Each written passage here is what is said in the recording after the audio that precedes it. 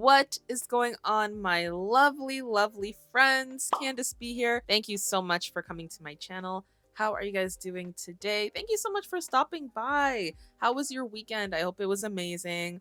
Mine was pretty good. I really enjoyed it. And I hope wherever you are, it's super sunny and nice outside. As you can see, the sun is just shining. We are taking advantage of this natural light. We are very grateful for it. But today we are going to be switching up the content a little bit. I know I've been making quite a few videos of me just trading or reviewing my trades while I take this FTMO challenge. And we definitely are going to still make FTMO content of me taking this challenge. Still haven't passed it yet. Matter of fact, there's been quite a bit of setback. I'm gonna be honest with you. There's been quite a bit of setbacks. So we definitely took advantage of just this weekend working on our psychology. I really needed it, guys. Honestly, I was grateful that I had the weekend just to work on my psychology because, yeah, I took some pretty bad trades. I don't want to say bad. They're bad. Yeah, I did not take good trades lately, but we'll get into that in a future video. Today, we're actually going to be doing a reaction video. I feel like it's literally been a year since I have done a reaction video. And not only are we doing a reaction video, we are going to be doing a reaction video to an ICT video, an ICT concept video. A lot of people have been leaving comments on my videos that, I should try out ICT and have I looked into it, etc., etc. And I always said, like, I'm not opposed to it, but I'm someone who doesn't like to be overwhelmed with too much unnecessary information. But in my mind, if it's something where we can learn something new and we can implement it into our current trading strategy, my goal is not to completely switch up my strategy, but just to keep an open mind to anything that can benefit, improve my strategy, because why not? We are in the game of trying to improve ourselves every day in and outside of trading. So that being said, we are going to be watching a video by an individual named Casper SMC. I'm assuming SMC stands for Smart Money Concepts. And this video in particular, I think it would be a great video to watch and react to. It is called 3 Best ICT Trading Strategies for Beginners. Again, I'm not trying to switch up my strategy. I'm just keeping an open mind to learning new things. And yeah, you never know. Hopefully I understand ICT concepts. Maybe I won't, maybe I will, but you never know until you try. So that being said, enough blabbering, let us get into this video. ICT concepts are great, but it can be really hard to put all of the different concepts together into a strategy that you can actually use to make money. So in this video, I'm going to give you the 3 best trading strategies that I have found in the last 8 years that I've been trading. And these strategies are the exact strategies that I have used to make life-changing money in the markets as a day trader. I'm going to break down all 3 strategies step by step and give you chart examples. That way you fully understand, but make sure you watch until the end of the video and use these strategies exactly as I tell you. There are no cutting corners. That's why we have strategies, is so you have rules to go by. So I hope you enjoy, and I'll see you on the chart. All right, so let's go ahead and get right into it. So today we're going to be talking about the 3 best ICT strategies. Now, before we get into this, you need to understand what a strategy truly is. Well, simply put, strategies are just rule-based systems to ensure that you only take high-quality trades. And when it really comes down to it, strategies are broken down into 2 core concepts. And those 2 core concepts are key levels and your entry model, okay? Without a key level, you have no entry model, and without an entry model, your key level can't make you any money. Your key level is going to be found. Okay, that makes sense. So far, so good. Key level and entry model. Okay, we understand. On your higher time frame than your entry model. So this is going to be the work that you're doing on your lower time frame. So for example, this could be a 15-minute chart, and this could be a 1-minute chart. This also could be maybe a 4-hour chart, and then this could be a 15-minute chart. The only thing that matters is that the key level is found on a higher time frame than the entry model is found. Today, I'm going to teach you the only 2 key levels that you ever need. So let's go ahead and break that down. So the key levels that we're going to be focusing on today, which again is all you'll ever need, is going to be fair value gaps, or FVGs, and liquidity. Now, liquidity is just any high or low. So here are some examples. If we zoom in right here, we have a fair value gap. Now, what exactly is a fair value gap?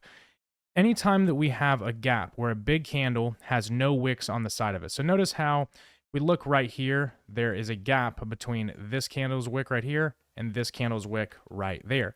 So that is a fair value gap. The market likes to move from a low. After it takes out a low, if it creates a fair value gap, the market will move back into that fair value gap and then usually continue on. It just Say word that is what fair value gap means. I've always heard this term and I never knew what it meant or like the meaning of it or the strategy behind it. That makes sense. Fair value gap. Okay. See, that's something that we can implement and look at. I definitely feel like it would be good to do some backtesting videos with ICT concepts, but that makes sense. Okay. Fair value gaps. We're good. like you see here in this example.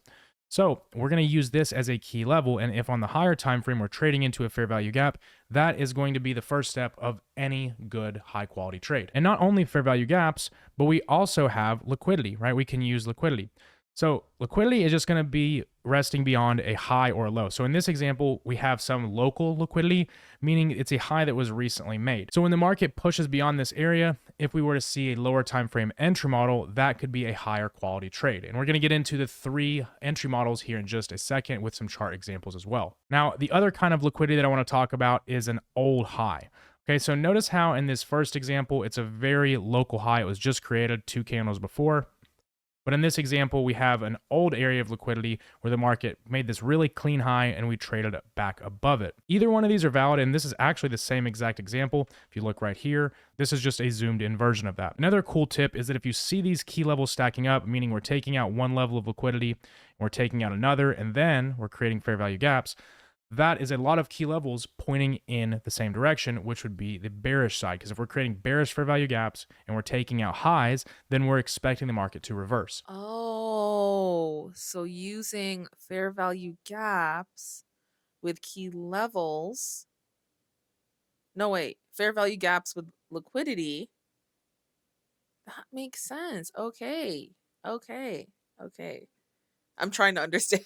You can tell. Guys, please. I'm really trying to understand this. Vice versa for lows. We took out this liquidity once there, we took it out again, and the market starts to push up. And after you start to take out a lot of liquidity on one side of the market, oftentimes it will revert to the opposing liquidity. So anytime the market trades into either a fair value gap or liquidity, that is step 1. And you want this to be happening on this higher time frame, okay? So once the market is in a key level on the higher time frame, then and only then do we move to our entry model. So for the 3 entry models that are going to give you the very best 3 ICT strategies and simplify all of the complicated concepts down into 3 actionable ways to enter a trade, let's go ahead and take a look at those options. So we're going to have our inverted fair value gap, our market structure shift, and SMT divergence. So let's break down each one of these with a couple chart examples. So an inverted fair value gap is, well, exactly as it reads. Now remember that the first step to any high quality trade is a key level. So before we even look at the entry model, let's look at why we're even looking for it. Well, you see here on the 15-minute time frame, we had traded up above a high. And this also was the high that was made during the London session. If you want a video on time-based liquidity, then I'll leave a link down in the description. But in this example, we traded above this high. So that was our trigger point. As the market traded up, right here, that's where you're looking for the higher time frame. You're going to zoom in and see what the market is telling you. And if there is an entry model, then there is likely a high quality trade. So let's talk about the inverted fair value gap. Well, it is pretty self-explanatory, and it's just that in the market, if we see this fair value gap right there, so notice there's a fair value gap. If we are above this liquidity, which is this line, right, this big line you see, if we come above that, and then the market inverts a bullish fair value gap, well, that is a good signal that the market is bearish. So Wait, hold on. I gotta rewatch that. Hold on. if we see this fair value gap right there, so notice there's a fair value gap.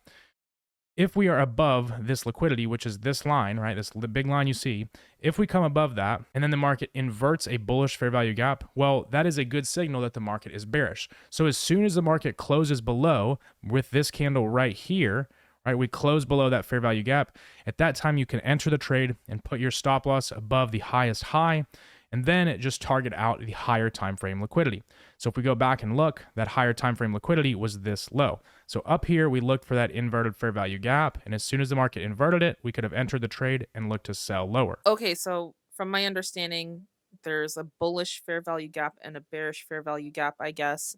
And the bullish full fair value gap would be obviously a big bullish candle. So that would be a bullish value gap. And then obviously the opposite would be for a bearish fair value gap. It'd be a big bearish candle, and then the fair value gap would be based on that bearish candle. I think I understand that. Like, yeah, that makes sense. I hope I'm right. I hope I understand this correctly. So let's talk about the market structure shift. And again, the first step is always going to be a key level. And in this example, we came above an old high. So MSS stands for market structure shift. And a market structure shift is just that. We want to watch the market, instead of going from making higher highs and higher lows, like we were here, we made a higher high, and then we took out this low with displacement. Displacement is whenever there's a big push in the market that displaces price action. If you want to watch a full video on displacement and what I call displacement theory, I'll leave a link down in the description for that as well. But in this example, we want to make sure that the market pushes beyond that level, creates a fair value gap, and then the market retraces into that fair value gap, and that is our entry. You would just set your entry right here with your stop loss above the highest high. So then we're going to look to target liquidity at a 2R minimum. Now you can also use higher time frame key levels to target your trades, but in this example we had a good point of liquidity right here. So that was going to be at 2-to-1 risk to reward. Now, maybe as you get more advanced, you can target further levels using fair value gaps or other highs or lows, but you want to make sure that's based on your higher time frame analysis. And last but definitely not least, we have SMT divergence. So SMT divergence is going to be found whenever we have a crack in correlation between two correlating assets. So ES, which is the S&P 500, or NASDAQ, which is NQ, usually move together, meaning that if one of them is making higher highs and higher lows, then the other often is as well. Now, sometimes we will have maybe ES making a higher high, and then we have NQ making a lower high. I'm assuming those are futures terms, NQ and ES, because obviously when trading Forex, it's NAS and S&P. What is S&P? SP 500? Just SP 500? But yeah, I know NASDAQ is NAS 100. So I'm assuming those are futures terminology.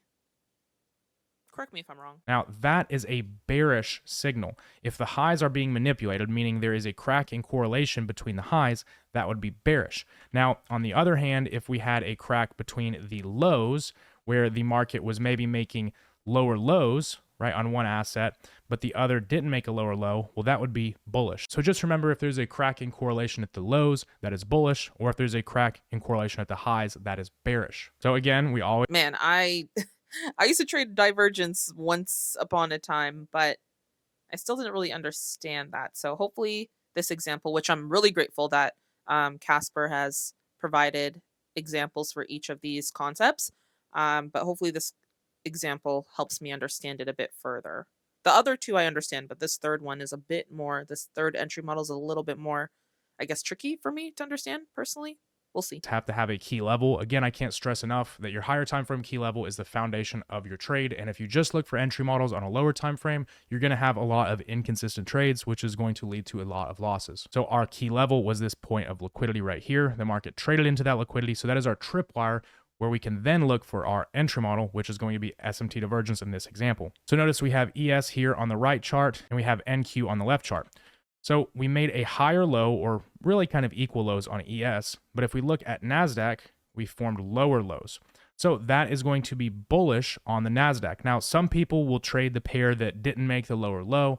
In my opinion, it's always best to just trade the pair that has the cleanest setup and which has the obvious opposing liquidity. So going back to the higher time frame, which is where we framed our trade, we had a pretty obvious point of liquidity. And the way that you have to look at it is, if we're getting this key level tapped right here, where's the next higher time frame key level? Well, there's no fair value gap here. So the next higher time frame key level is going to be this liquidity. So you're just looking to trade from high time frame key level to key level, and you use that lower time frame to tell you when to pull the trigger. You always use the higher time frame to frame your trades and to exit your trades, and the lower time frame is only going to be used for entry. It's nothing more. And that's how you're going to get the best risk to reward and also have the most consistent trades. So the trigger for this is as soon as this low is confirmed.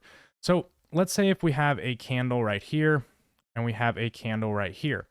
Well, this candle isn't a low until we have that third candle to the right of it, because now this candle is lower than either candle on each side of it. But until we have this candle, this isn't confirmed as a low. So notice right here on that third candle, which is right there, we confirmed that this was a low, so that enabled us to get into the trade and get a really nice risk to reward. Now, this is very important. Before you go into the market and try to utilize these strategies, I want you to understand that knowledge without implementation is useless and it will hurt your trading more than help it. Okay, well, that was a pretty informative video, I would say, in my opinion.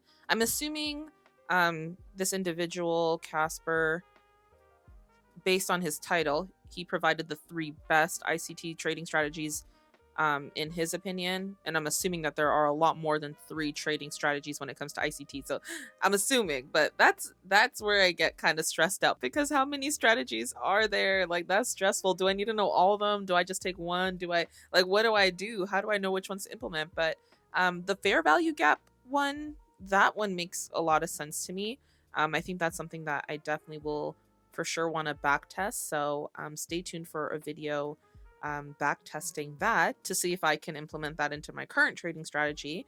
But yeah, I think this was a really good, straightforward video for beginners for sure. I appreciate the examples that Casper provided. It did help a lot. It's just that last entry model, I still don't really understand that strategy too well, but obviously we're all different. So what makes sense to me might not make sense to you, and vice versa. So yeah, interesting. Very interesting, if I may say so myself. I have nothing against ICT strategies. I know there's a lot of drama in the whole trading, like the day trading world. Is none of my business, so I don't know nothing about nothing. Really, I honestly don't. But I always try to see the positive in everyone's, advice, everyone's opinions, everyone's content. As long as they're not scamming people, then hey, we love to see it. So yeah, thank you guys so much for watching this video. Go out there and be amazing, do amazing things in your life, and just remember that every day is a new day just to try something new or do something new. You get to restart every single day, so never give up. And that being said, until we meet again, have a beautiful, amazing day, week, and life.